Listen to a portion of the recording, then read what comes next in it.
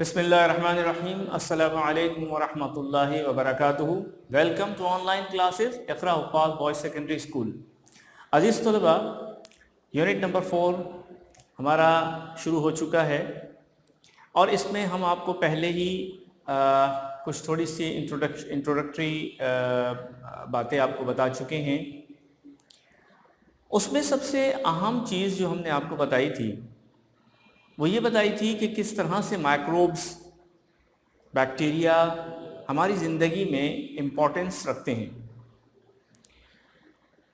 एक जो बहुत कॉमन सी एग्जांपल आपके सामने हमने पेश की थी वो योगर्ट के बनने की थी, चीज़ के बनने की थी। दूध को इस तरह से सेट किया जाता है कि वो योगर्ट में चेंज हो जाता है या उससे चीज़ हम तैयार कर लेते हैं और दूसरी बाई प्रोडक्ट्स बहुत सारी हम तैयार करते हैं। ये बात भी आपके इल्म में है कि वो कौन से बैक्टीरियाज होते हैं जो योगर्ट तैयार करते हैं या चीज़ तैयार करने के लिए इस्तेमाल में आते हैं। कौन से ऐसे माइक्रोब्स होते हैं जो हमारी सेहत के लिए यूज़फुल होते हैं। यानी इसका थोड़ा सा इंट्रोडक्शन हमने आपको दिया था। आज जो हमारा टॉपिक है वो उसी से कंटिन्यू है और उसका नाम है जेनेटिक इंजीनियरिंग। जेनेटिक इंजीनियरिंग के बारे में हमने आपको लास्ट लेक्चर में भी बहुत अच्छे तरीके से बताया था, उसको आप दोबारा ज़रूर देखिएगा। जेनेटिक का ताल्लुक खालिसतन बायोलॉजिकल टॉपिक से है, जबकि इंजीनियरिंग का मतलब ये होता है कि किस तरह से उसको मैनिपुलेट किया जाए मैनुअली, कि उसमें अपने पास से कुछ इस तरह का प्रोसेस किया जाए कि वो जेनेटिकल सिचुएशन जो है वो अपने मतलब की बनाई जा सके। जेनेटिक इंजीनियरिंग क्या होती है, इसकी एक पर्टिकुलर डेफिनेशन जो हमने यहाँ लिखी है, it is a direct manipulation of DNA within a gene to modify characteristics of an organism. अब अगर इस डेफिनेशन में देखा जाए तो एक बात तो यहाँ ये समझने वाली है कि ये डायरेक्ट मैनिपुलेशन क्या होती है, जो डीएनए के अंदर अंजाम दी जा रही होती है, और उस जीन जिसके अंदर ये सारा प्रोसेस हो रहा होता है उसमें कैरेक्टरिस्टिक्स किसी ऑर्गेनिज्म की किस तरह से चेंज होती हैं, ये सारी बातें समझने वाली। देखिए, हमारे पास यहाँ पे दो चीज़ें हैं। एक बात तो ये है कि हम एक बैक्टीरियल डीएनए लेते हैं। बैक्टीरियल डीएनए का हमने यहाँ पर एक प्लाज्मिड रिंग बताया है, that is the plasmid ring of bacterial DNA. इसको हम किसी तरीके से कट करते हैं, उसके लिए एंजाइम्स इस्तेमाल करते हैं जिनको केमिकल सीजर्स भी कहा जाता है, और उस पोर्शन को कट करने के बाद रिमूव कर दिया जाता है। अब ये जो पोर्शन रिंग, इनकम्प्लीट रिंग हमारे पास बच जाता है, इसमें किसी दूसरे प्लांट या एनिमल का जीन का पीस, टुकड़ा एक ले लिया जाता है और वो लाके इसके साथ ज्वाइन कर देते हैं, तो वो एक कंप्लीट रिंग बन जाता है। लेकिन अब ये वाला जेनेटिक जो पोर्शन है ये बिल्कुल डिफरेंट हो जाता है, जबकि ये हमारे पास कहाँ से, बैक्टीरियल डीएनए का बना हुआ था। यहां तक क्लियर हो गया? हमने यहां तक क्या किया, हमने यहां पर दो चीजें ली। एक तो हमने बैक्टीरियल डीएनए लिया और एक हमने प्लांट या एनिमल का जीन लिया। इन दोनों को कट किया, कट करने के लिए एंजाइम्स इस्तेमाल किए, और उसके बाद उस कटिंग पोर्शन को तो छोड़ दीजिए, बाकी जो इनकम्प्लीट रिंग बचता है ये रिंग ज्वाइन कर दिया जाता है उस जीन से जो प्लांट या एनिमल का लिया गया था, तो ये कंप्लीट रिंग आपके पास बन जाता है। अच्छा, उसके बाद क्या होता है, चूंकि ये सारा एक नेचुरल चीजों से मिलकर बन रहा है, उसमें कोई आर्टिफिशियलिज्म शामिल नहीं है, इस हवाले से कि बाय नेचर हर डेवलपमेंट उसमें मौजूद होती है। डीएनए अपनी जगह वर्क करता रहेगा, डेड नहीं होगा, जीन अपनी जगह वर्क करता रहेगा, क्रोमोसोम्स जिस तरह से वर्क कर रहे थे वो उसी तरह वर्क करते रहेंगे। हमने सिर्फ इंजीनियरिंग के जरिए से उसमें थोड़ी सी चेंजेस कर दी। ये चेंजेस हमने क्यों की? ताकि हमारी कैरेक्टरिस्टिक्स जो है वो मॉडिफाई हो जाए, चेंज हो जाए, या यूं समझ लीजिए कि इंप्रूव हो जाए। ये हमारे पास जब ये फॉर्म बनती है तो ये माइक्रोबैक्टीरियल एक सेल तैयार हो जाता है, माइक्रोबैक्टीरियल सेल तैयार हो जाता है। और ये माइक्रोबैक्टीरियल सेल अपने अंदर ये टेंडेंसी रखता है कि ये मल्टीप्लाई होना शुरू हो जाता है। क्यों मल्टीप्लाई होना शुरू हो जाता है?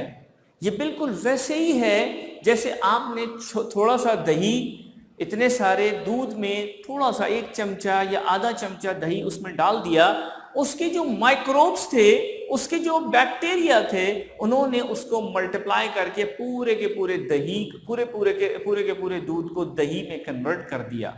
क्या हुआ? वहां पर मल्टीप्लिकेशन हुई, रातों रात इतनी मल्टीप्लाई हुआ, थाउजेंड ऑफ थाउजेंड्स के बराबर जो है वो उसके मल्टीप्लिकेशन बैक्टीरियाज जो है वो तैयार हुए, जिसको हम माइक्रोबैक्टीरियल सेल्स कहते हैं। और फिर उसके बाद वो जो है वो क्या बना कि हमारे पास कंप्लीटली एक नई प्रोडक्ट तैयार हो जाती है। अच्छा, यहाँ पे वो तो एक नेचुरल प्रोसेस है ना, दही बनाने का अमल या चीज बनाने का अमल एक नेचुरल प्रोसेस होता है। जेनेटिक इंजीनियरिंग में हम अपनी मर्जी के रिक्वायर्ड ऑब्जेक्टिव पर काम करते हैं,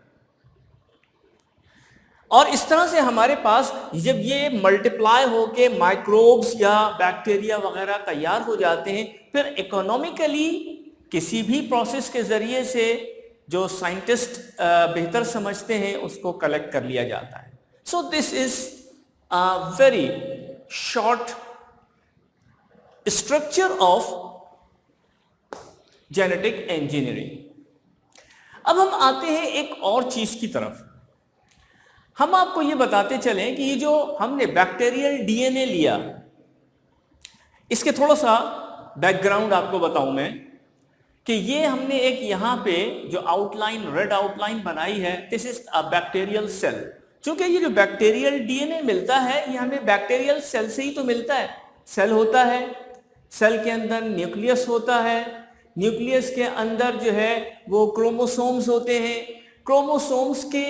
क्रोमोसोम्स जो है वो एक ऑर्डर्ड फॉर्म में होते हैं, जैसे कि ये आपको एक बताई है। तो ये हमारे पास जो बनता है ये डीएनए है, ठीक है। इस डीएनए के जो पोर्शंस होते हैं इनमें जीन्स पाए जाते हैं, यहीं से ही सारी मल्टीप्लिकेशन होती है। अच्छा, अब ये जो हमारे पास ये पूरा का पूरा एक बैक्टीरियल सेल है, इसमें ये हमने यहां पर जो बताया ये क्रोमोसोम्स है। ये जो क्रोमोसोम्स है ना, मैं आपको बताते चलूं कि ये क्रोमोसोम्स, जैसे ये एक पोर्शन है, फॉर एग्जांपल एक छोटा सा पोर्शन यहां से लेके यहां तक का पोर्शन हम ले लें, तो ये जो क्रोमोसोम्स ये बेसिकली लाइंस नहीं है, ये तो यहां नजर आ रही है, लेकिन बुनियादी तौर पे वो इस तरह के डीएनए की फॉर्म में होती है, और इसी के अंदर पूरी की पूरी ऑर्गेनिज्म की इंफॉर्मेशन होती है। और जेनेटिक इंफॉर्मेशन कहाँ होती है? ये जीन्स हमारे पास वो होते हैं 4 असल में होते हैं, वो इस वक्त हमारे चूंकि स्कोप में शामिल नहीं है इसलिए हम उसकी कॉम्बिनेशन की बात नहीं कर रहे। तो ये जेनेटिक जो कॉम्बिनेशंस इसके अंदर मौजूद होते हैं, ये स्पेसिफिक कैरेक्टरिस्टिक्स को डिफाइन कर रहे होते हैं। चुनाचे हमारे पास ये जो छोटा सा एक पोर्शन बताया, ये बिल्कुल इस फॉर्म में हमारे पास यहाँ पर होता है, डीएनए की फॉर्म में। ये डीएनए का स्ट्रक्चर जो डबल हेलिक्स की फॉर्म में होता है, और वहीं पर इसकी जेनेटिक इंफॉर्मेशन भी मौजूद होती है। ये जो रिंग यहां पर बना हुआ नजर आ रहा है, दिस इज प्लाज्मिड। ये इस बैक्टीरियल सेल के अंदर होता है और इस क्रोमोसोम से बिल्कुल हटकर अलग से होता है। इसकी कुछ कैरेक्टरिस्टिक्स हैं, यही कैरेक्टरिस्टिक्स हमने यहां पर इस्तेमाल की हैं, यही वाला रिंग उठा के हमने यहां पर इस्तेमाल किया है। अब क्या होता है, ये जो प्लाज्मिड है, ये प्लाज्मिड की कुछ प्रॉपर्टीज हैं एक प्रॉपर्टी तो इसकी ये है कि genetic elements of DNA molecules in the form of small circles, ठीक है। ये जो जेनेटिक एलिमेंट है, ये जो प्लाज्मिड, ये स्मॉल सर्कल्स की फॉर्म में पाया जाता है। एक बात हो गई, दे रिप्रोड्यूस इंडिपेंडेंटली।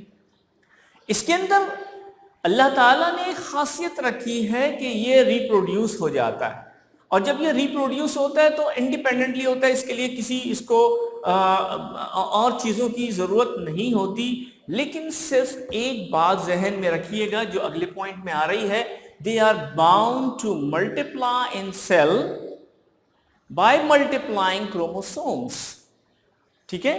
क्रोमोसोम्स के साथ इसकी अटैचमेंट है। इंडिपेंडेंट जरूर है कि इंडिपेंडेंटली ये मल्टीप्लाई हो जाएंगे, लेकिन क्रोमोसोम्स के साथ इसकी अटैचमेंट रहती है।